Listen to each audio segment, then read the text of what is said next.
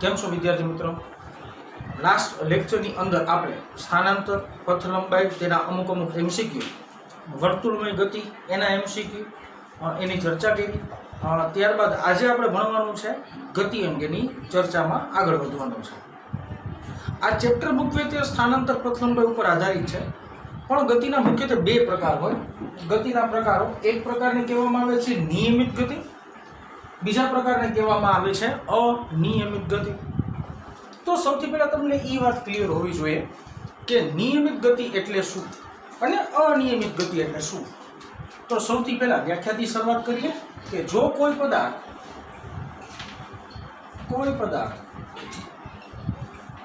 સમાન સમયગાળામાં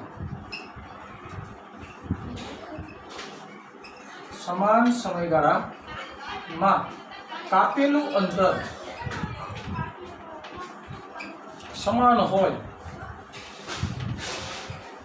તો આવી ગતિને શું કહી શકાય? નિયમિત ગતિ કહી શકાય. જો કોઈ પદાર્થે સમાન સમયગાળાની અંદર કાપેલું અંતર પણ સમાન હોય તો આવી ગતિને નિયમિત ગતિ કહી શકાય. એક સિમ્પલ બેઝિક ઉદાહરણ માટે વાત કરું છું. કોઈ કણ 8 વાગે, સાંભળજો આખી વાત, 8 વાગે તેને કાપેલું અંતર ધારો કે 0 મીટર છે. 8 ને ધારો કે 30 ની હું વાત કરવા જાઉં તો તે પદાર્થે કાપેલું અંતર 50 મીટર છે. જો હું 9 વાગ્યાની વાત કરવામાં જાઉં તો તે પદાર્થે કાપેલું અંતર 100 મીટર છે. આનો મતલબ એવો થયો, આ બે અંતર વચ્ચે ગેપ જુઓ કેટલાનો છે? 50 નો. આ બે અંતર વચ્ચે ગેપ જુઓ કેટલાનો છે? 50 નો. આ બે સમયગાળા વચ્ચેનો ગેપ જુઓ કેટલાનો છે? 30 મિનિટનો. વાત કરો 9 ને 30 કોઈ પદાર્થે કાપેલું અંતર 150 મીટર છે. તો સમાન અંતરના ગેપ અને સમાન સમયના ગેપ મળતા હોય તો આવી ગતિને સિમ્પલ આપણે શું કહી શકીએ? નિયમિત ગતિ કહી શકીએ. સમજાવ? જો આપણે નિયમિત ગતિ અંગે વધારે ચર્ચામાં જવું હોય અને નિયમિત ગતિનો ગ્રાફ દોરવો હોય તો આવી રીતના કંઈક જોઈ શકાય. જોઈએ.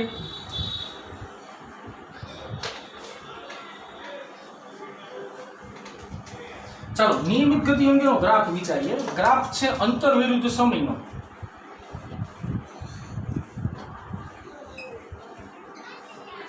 આ ઊભી અક્ષ, જેને આપણે સારી ભાષામાં વાય અક્ષ પણ કહીએ છીએ, તેની ઉપર કોઈ પદાર્થનું અંતર દર્શાવીએ. આ આડી અક્ષ, જેને આપણે એક્સ અક્ષ કહીએ છીએ, તો એની ઉપર આપણે ધારો કે સમય દર્શાવીએ.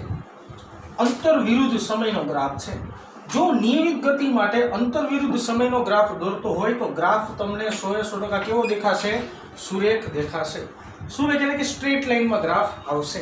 એનો મતલબ એવો થયો કે જો પદાર્થ એ નિયમિત ગતિ કરતો હોય તો તે વચ્ચેનો ગ્રાફ કેવો મળશે? તમને હંમેશા સુરેખ મળશે. એક કામ કરીએ, આ ગ્રાફ પરના અમુક બિંદુ વિચારીએ. આ ગ્રાફ પરનું એક બિંદુ લઈએ ધારો કે P, બીજું બિંદુ લઈએ ધારો કે Q, ત્રીજું બિંદુ લઈએ ધારો કે R. આ ત્રણેય બિંદુને સમય પર જો દર્શાવવામાં આવે તો આ P1 માટે કોઈ એક સમય આપણે નક્કી કરી રાખી, જેને આપણે નામ આપી દઈએ T1. એવી રીતના Q બિંદુ માટે આપણે કોઈ સમય નક્કી કરીએ, જેને આપણે નામ આપીએ T2. એવી રીતના R બિંદુ માટે આપણે સમય કહીએ તો આના માટે સમય કહીએ T3. એવી જ રીતના જો બધાના સ્થાન અંગેની ચર્ચા કરવામાં આવે તો આપણે P માટે સ્થાન કહી દઈએ x1. એવી રીતના આપણે Q માટે સ્થાન કહી દઈએ ધારો કે x2 અને R બિંદુ માટે આપણે સ્થાન કહી દઈએ ધારો કે x3. તો જો તમે ગ્રાફ ઉપરથી જોઈ શકતા હોય તો તમને આટલી વસ્તુ ખબર પડશે કે આટલા ગેપની અંદર, એટલે કે આટલા સમયગાળાનો જો તફાવત લેવામાં આવે તો કાપેલું અંતર પણ કેટલું હશે? સમાન જ હશે. એનો મતલબ એવો થયો કે સમયના સરખા તફાવત માટે પદાર્થે કાપેલું અંતર પણ તમને કેવું જોવા મળશે વિદ્યાર્થી મિત્રો? સમાન જ મળશે. સમયનો તફાવત એટલું જ અંતર, સમયનો તફાવત એટલું જ અંતર. તો સમાન સમયના તફાવતને લીધે પદાર્થનું અંતર પણ સમાન હશે. અહીંયા મારે વધારે કોઈ કહેવું હોય તો પદાર્થની ગતિની શરૂઆત અહીંથી, એટલે કે ઉગમ બિંદુએથી થાય છે. તો એમ કહી શકાય કે t બરાબર 0 સમયે પદાર્થનું સ્થાન 0 પર હશે. t બરાબર 0 સમયે પદાર્થનું સ્થાન ક્યાં હશે? 0 પર. એટલે કે પદાર્થ અત્યારમાં 0 બિંદુએથી પોતાની ગતિની શરૂઆત કરે છે. આની જ જગ્યાએ જો હું તમને આવો સિમ્પલ ખાલી સમજાવવા પૂરતું ગ્રાફ દોરું છું બાળકો.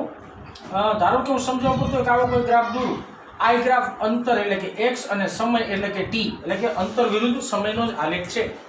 ધારો કે કોઈ એક નિયમિત ગતિનો ગ્રાફ તમને આવો મળ્યો, આવો એટલે કે જો ધ્યાનપૂર્વક જોશો તો ગ્રાફ તો સુરેખ જ છે. ગ્રાફ સુરેખ હોય એનો મતલબ શું થાય તો કે પદાર્થ ગતિ તો નિયમિત જ કરે છે, પદાર્થ નિયમિત ગતિ જ કરે છે. પણ જો ગતિની શરૂઆત અહીંથી થાય છે, અહીંથી એનો મતલબ તો કે 0 બિંદુએથી નથી થતું, કોઈ સ્પેસિફિકેશન અંતરેથી ગતિની શરૂઆત કરે છે. જો મારે આના માટે વાક્ય રચના લખ્યું તો એમ લખી શકાય t બરાબર 0 સમયે પદાર્થનું સ્થાન 0 નહીં હોય, 0 કરતા કંઈક વધારે હશે.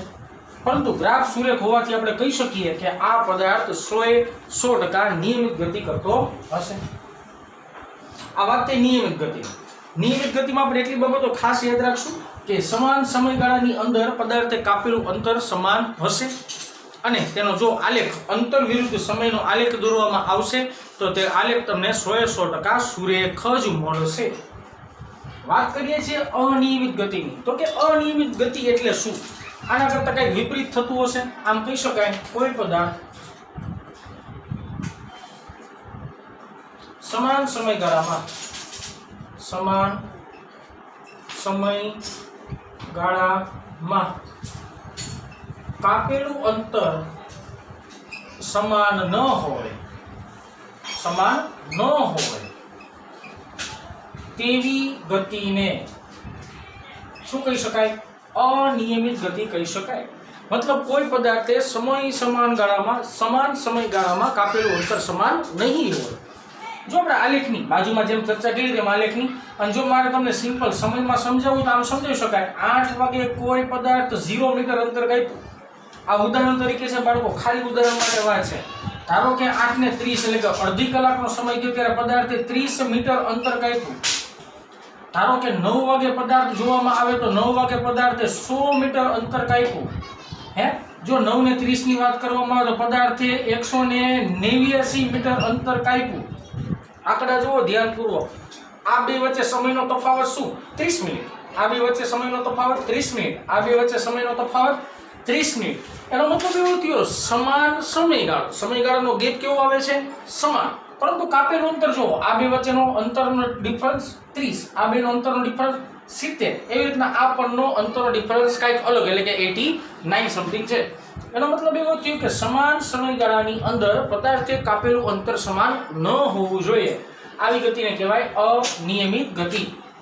જો આપણે આના ગ્રાફ વિશે ચર્ચા કરવી હોય તો આના ગ્રાફ વિશે આપણે બેઝિક ચર્ચા કરીએ. ચાલો જોઈએ એના ગ્રાફ વિશેની વાત કરીએ કે અંતર વિરુદ્ધ સમયનો સિમ્પલ ગ્રાફ બનાવું છું. ધ્યાન આપજો. અહીંયા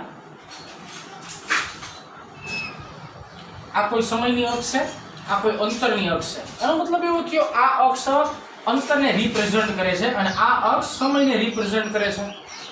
આ છે તેનું ઉગમ બિંદુ, યામાક્ષ પદ્ધતિનું ઉગમ બિંદુ. ધારો કે કોઈ પદાર્થ આવી રીતના ગતિ કરી, માની લો ધ્યાનપૂર્વક જુઓ તો ગ્રાફ સીધો નથી, સ્ટ્રેટ નથી, બરાબર, વક્ર કાંઈક આવે છે. આવી રીતના ગતિ કરી. આ માર્ગ પરના 3 બિંદુઓ ધારો કે આ બિંદુનું નામ આપી દો P, આ બિંદુનું નામ આપું ધારો કે Q, આ બિંદુનું નામ આપું ધારો કે આ 3 મેં ગ્રાફના બિંદુ વિચાર્યા. ચાલો સમય પરનો પ્રક્ષેપ જો, સમય પરનો પ્રક્ષેપ છે T1, આનો સમય પરનો પ્રક્ષેપ જો તો T2. પ્રક્ષેપનો મતલબ સિમ્પલ ભાષામાં જોશો તો પડછાયો એવું કંઈક થાય. અને R ની જો ચર્ચા કરવામાં આવે તો R નો સમય પરનો પ્રક્ષેપ જો T3 છે, માની લે એવું કંઈક. જો આપણે અંતરની વાત કરીએ તો અંતરનો અહીંયા પ્રક્ષેપ છે x1, અહીંયા અંતરનો પ્રક્ષેપ છે x2 અને અહીંયા અંતરનો પ્રક્ષેપ છે x3. મતલબ એવો કે સમયગાળા જો જોવા જાય તો અંતર બધાનું કેવું મળે છે તમને? કાંઈક વેરિયેબલ અલગ અલગ મળે છે. તો એમ કહી શકાય કે સમાન સમયગાળામાં પદાર્થે કાપેલું અંતર સમાન નહીં હોય. તો આ ગ્રાફને અનિયમિતનો ગ્રાફ કહી શકાય. હવે ત્રીજી એક પોઈન્ટ મેં જેમાં હેડિંગમાં લખેલું નથી પણ અહીંયા હું તમને લખી દઉં છું કે જો મારે કોઈ પદાર્થની સ્થિર સ્થિતિ દર્શાવતો આલેખ જોવો હોય તો આલેખ કેવો બને? પદાર્થની સ્થિર સ્થિતિ માટે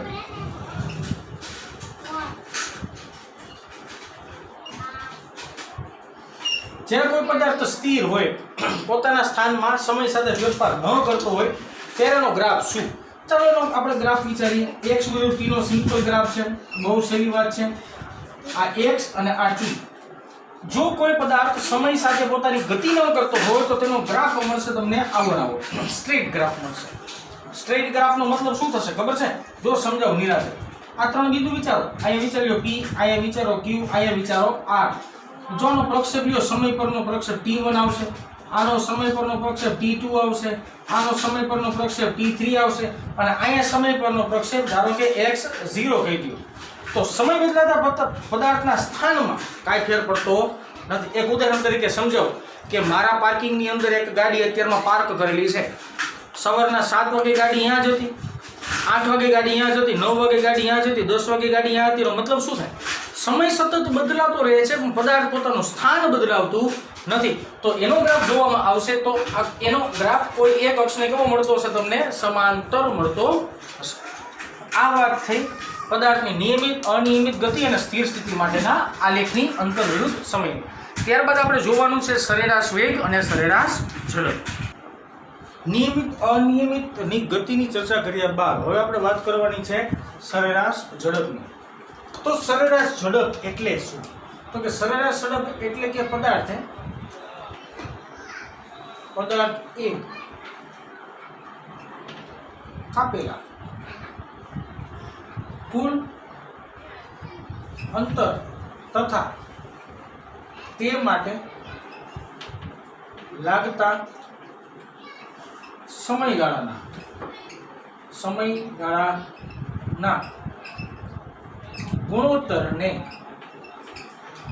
સરેરાશ ઝડપ કહે છે. હું વાક્ય રચના નિરાતે સમજાવું એટલે સૂત્ર બની જશે. પદાર્થ એક આપેલા કુલ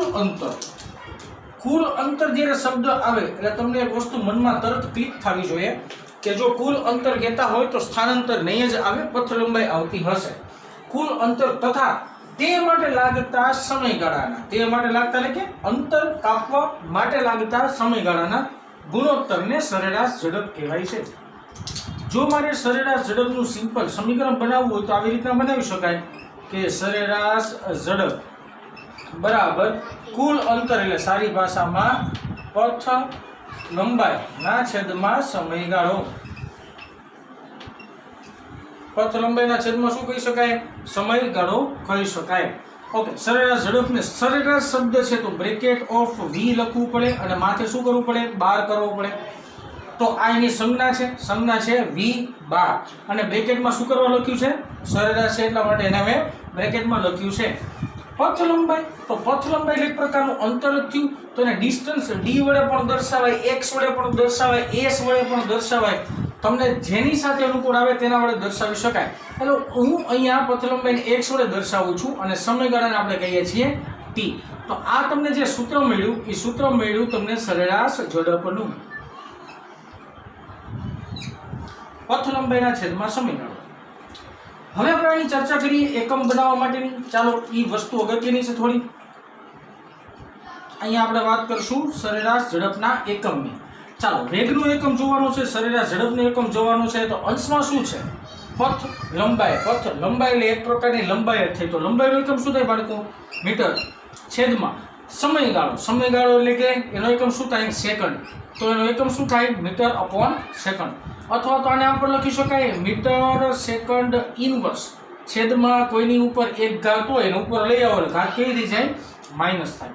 અથવાનો બીજો પ્રચલિત એકમ છે કિલોમીટર પ્રતિ કલાક.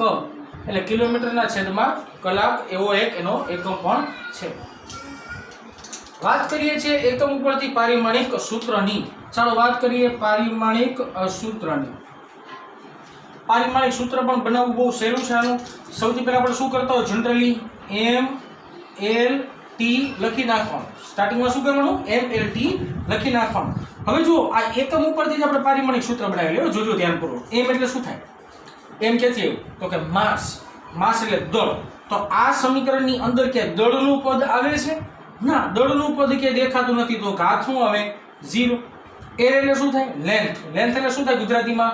લંબાઈ. આમાં લંબાઈનું પદ આવે છે? તો કે હા આવે છે. ક્યાં? તો કે આર મીટર. મીટર એટલે લંબાઈનો એકમ છે. અહીં લખી નાખો 1. Second inverse. સેકન્ડ એટલે કે સમયનો એકમ છે. તો અહીં શું લખવું પડશે? t-1. હજી મારે બધું વાતને આગળ ખેંચવી તો કહી શકાય પથલંબાઈ કેવી રાશિ છે? સદિશ કે અદિશ? તો કે પથલંબાઈ અદિશ રાશિ કહેવાય. અદિશ રાશિ એટલે કે અને સદિશ એટલે શું? યાદ દેવડો દો પાછું. જે રાશિને જોવા માટે દિશા તથા મૂલ્યની જરૂર પડે આવી રાશિને સદિશ રાશિ કહેવાય. અને જે રાશિ માટે દિશાની જરૂર ન હોય, મૂલ્યમાં જ હાલે, તો આવી રાશિને અદિશ રાશિ કહેવાય. તો તમને આગળ ઉપરથી ખબર જ છે કે પથલંબાઈને આપણે મૂલ્યની જરૂર પડે, દિશાની જરૂર નથી. એટલા માટે આપણે કહી શકાય કે પથલંબાઈ અદિશ હોવાથી, સારા શબ્દોમાં અદિશ રાશિ હોવાથી સરેરાશ ઝડપ કેવી રાશિ બનશે? અદિશ રાશિ બનશે. છેલ્લો એક નાનકડો પોઈન્ટ અહીંયા સમય જેવું પોઈન્ટ લખી દઉં છું. પથલંબાઈ અદિશ હોવાને લીધે, હોવાથી થોડું વ્યવસ્થિત લખી દઉં છું, હોવાને લીધે આપણે કહી શકાય કે સરેરાશ ઝડપ પણ અદિશ રાશિ બને. છેલ્લો એક અગત્યનો પોઈન્ટ કે સરેરાશ ઝડપનું મૂલ્ય, સરેરાશ ઝડપનું મૂલ્ય જો ધ્યાન ઉપર સમજો, કાં તો શૂન્ય હોઈ શકે અથવા તો ધન હોઈ શકે. કોઈ દિવસ સરેરાશ ઝડપ ઋણ હોઈ શકે નહીં. એક વાત સમજાવું, શું કરો? ઘણીવાર પ્રશ્ન થશે કે સાહેબ શૂન્ય કેમ? ધન તો સમજાઈ જતું હોય છે. હું કોઈ પદાર્થે ગતિ કરી જ નહીં, કોઈ પદાર્થ સમય સાથે પોતાનું સ્થાન બદલાવ્યું જ નહીં, કોઈ પદાર્થ સ્થિર જ રહ્યો. સ્થિર રહીએ તો તે પદાર્થે કાપેલું અંતર કેટલું થયું? 0 થી. જો કાપેલું અંતર 0 આવે તો ઝડપ શું આવે? 0 જ આવે. તો મૂલ્ય શું આવે? 0 આવે. ધન કેવી રીતના? મેં તમને આની પહેલા કીધું હતું કે કાપેલું કુલ અંતર, અહીંથી હું જામનગર ગયો 100 કિલોમીટર, જામનગરથી હું પાછો આ રાજકોટ આવ્યો, પાછું 100 કિલોમીટર, તો મેં કાપેલું કુલ અંતર કેટલું કહેવાય? 100 વત્તા 100 200 કહેવાય. પણ પથલંબાઈ 200 થઈ તો સ્થાનાંતર કેટલું થાય?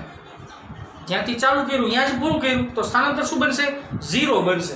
એનો મતલબ એવો થયો આનું મૂલ્ય શૂન્ય અથવા તો એનું મૂલ્ય ધન હોઈ શકે છે. કોઈ દિવસ એનું મૂલ્ય ઋણ હોય નહીં. આગળ વાતને વિચારીએ. સરેરાશ ઝડપની નજીકનો શબ્દો છે, એ અહીંયા બાજુમાં જ લખી દઉં છું. જે છે સરેરાશ વેગ. ચાલો હવે એની ચર્ચા કરીએ.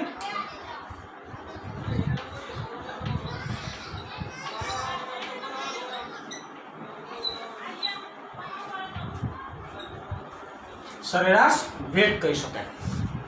સરેરાશ વેગ સિમ્પલ વસ્તુ છે. શું છે? આની વ્યાખ્યા કંઈક બનાવીએ. વ્યાખ્યા આના જેવી જ કંઈક બની શકે કે પદાર્થ એ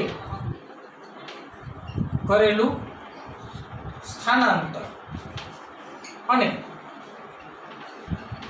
તેના માટે લાગતા સમયગાળા ના ગુણોત્તર અથવા નો ગુણોત્તર ને શું કહેવાય? સરેરાશ વેગ કહેવાય. પદાર્થે કરેલું સ્થાનાંતર, અહીંયા શબ્દ આવશે સ્થાનાંતર, તે માટે લાગતા સમયગાળાના ગુણોત્તરને શું કહી શકાય? સરેરાશ વેગ કહી શકાય. બાજુમાં લખ્યું છે એવું જ કંઈક સમીકરણ બનાવી શકાય. અહીંયા લખું છું કે સરેરાશ વેગ બરાબર અહીંયા આવશે સ્થાનાંતર છેદમાં તે માટે લાગતો સમયગાળો. જો મારે ઇક્વેશન બનાવવું હોય, જો બેનો ડિફરન્સ તમને થોડુંક છે ને તફાવતના મુદ્દામાં પણ યાદ રહેવું જોઈએ, ડિફરન્સ જ દર્શાવું છું. ઓકે, સરેરાશ વેગ જેને દેખાવે bracket of bar v bar bracket of v bar is equal to સ્થાનાંતરને આપણે કહીએ ડેલ્ટા x ના છેદમાં સમયગાળો એટલે કે ડેલ્ટા t. ડેલ્ટા નો મતલબ થશે ફેરફાર. શું મતલબ થશે? ફેરફાર. આગળ જતા જોશું સ્મોલ d પણ આવશે જેનો મતલબ પણ ફેરફાર થતો હોય. ઇઝ ઇક્વલ ટુ ડેલ્ટા નો મતલબ થશે અંતિમ માઇનસ પ્રારંભિક છેદમાં અંતિમ સમય માઇનસ પ્રારંભિક સમય. તો x2 માઇનસ x1 ના છેદમાં t2 માઇનસ t1 કહી શકાય. આ મળ્યો તમને જે જવાબો મળશે એ જવાબો મળશે તમને સરેરાશ વેગનો. જો મારે સ્થાનાંતર ગોતવાનું છે, સ્થાનાંતર ગોતવા માટે મેં તમને સૂત્ર કીધું છે અંતિમ સ્થાન માઇનસ પ્રારંભિક સ્થાન કરશો એટલે જે જવાબ આવશે કોનો આવશે? સ્થાનાંતરનો આવશે. હવે આપણે આની ચર્ચા કરીએ છીએ એકમ બનાવવા માટે. ઓકે, એકમની ચર્ચા કરીએ તો અંશની અંદરનું પદ જો અહીંયા અંશમાં શું છે? ડેલ્ટા x એટલે દેશી ભાષામાં જુઓ તો એક લંબાઈનું જ મૂલ્ય છે અથવા લંબાઈની સંજ્ઞા છે. લંબાઈનો એકમ થશે મીટર છેદમાં સમય, સમયનો એકમ થશે સેકન્ડ. તો બેયના જુઓ તમે એકમ સમાન મળે. અથવા આને આમ પણ લખી શકાય, બાજુમાં મેં સમજાવ્યું એમ મીટર સેકન્ડ ઇન્વર્સ અથવા તો કિલોમીટર અવર ઇન્વર્સ. અવર એટલે કલાક. આની જ ઉપરથી પારિમાણિક સમીકરણ પણ બનાવવાનો પ્રયત્ન કરીએ. ચાલવાની વાત કરીએ પારિમાણિક સૂત્રની. પારિમાણિક સૂત્ર આઈ થિંક તમે સેકન્ડ ચેપ્ટરની અંદર ભણી ગયા છો. પારિમાણિક એ બાજુ જેવું જ થવું જોઈએ, કારણ કે એકમ સમાન હોય તો પારિમાણિક સૂત્ર પણ કેવા મળે? માર્કો સમાન મળે. આ રાશિ અદિશ હતી. આ રાશિ કેવી છે વિચારીએ. સ્થાનાંતર છે સદિશ રાશિ છે. સદિશ રાશિનો મતલબ તેને દિશાની જરૂર પડે. તો આમ લખી શકીએ આપણે કે સ્થાનાંતર સદિશ હોવાથી સરેરાશ વેગ સદિશ રાશિ બને.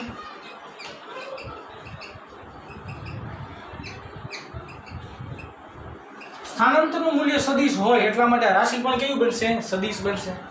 હજી જો મારે વાત કરવી હોય, જો આની મારે મૂલ્યની ચર્ચા કરવી હોય તો યાદ કરો બાળકો, મેં તમને આની પહેલા પણ કીધું હતું કે સ્થાનાંતરનું મૂલ્ય ધન, ઋણ કે શૂન્ય હોઈ શકે. તો એવી જ રીતના આનું મૂલ્ય પણ ઋણ પણ હોઈ શકે, શૂન્ય પણ હોઈ શકે અને ધન પણ હોઈ શકે. સ્થાનાંતર હોવાને કારણે આવું થઈ શકે. થોડાક શબ્દ દેખાડી દઉં છું આમાં, જે તમને હાઇલાઇટ વધારે થવા જોઈએ. સૌથી પહેલા અહીંયા પથ લંબાઈ આવશે, જ્યારે અહીંયા સ્થાનાંતર આવશે. યાદ રાખવાનું, ઝડપ એટલે પથ લંબાઈ, વેગ એટલે સ્થાનાંતર. એકમ પારિમાણિક સૂત્ર બેયના સમાન. અહીંયા એકમ અને પારિમાણિક સૂત્ર બેયના સમાન જ આવશે. બીજી વાત, પથ લંબાઈ અદિશ એટલે કે સરેરાશ ઝડપ પણ અદિશ. અહીંયા સ્થાનાંતર સદિશ એટલે કે સરેરાશ વેગ પણ સદિશ રાશિ. અહીંયા મૂલ્ય શૂન્ય અને ધન હોઈ શકે. મૂલ્ય ત્રણેય એટલે કે ઋણ, શૂન્ય અને ધન હોઈ શકે. આના પછીના લેક્ચરમાં આપણે આ જ વાતને આગળ વધારવાની છે. પ્રવેગ વિશે પણ થોડીક માહિતી મેળવશું અને ગ્રાફની પણ ચર્ચા કરીશું.